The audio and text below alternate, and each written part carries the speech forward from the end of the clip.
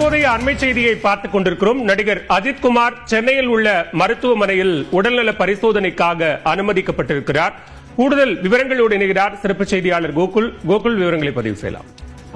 நடிகர் அஜித்குமார் அப்பல்லோ மருத்துவமனையில் தற்பொழுது உடல்நலக் குறைவால் சிகிச்சைக்காக அனுமதிக்கப்பட்டிருக்கார். அவருக்கு உடல் பரிசோதனையானது அப்பல்லோ மருத்துவமனையில் மருத்துவர்களால் செய்யப்பட்டு வருகிறது.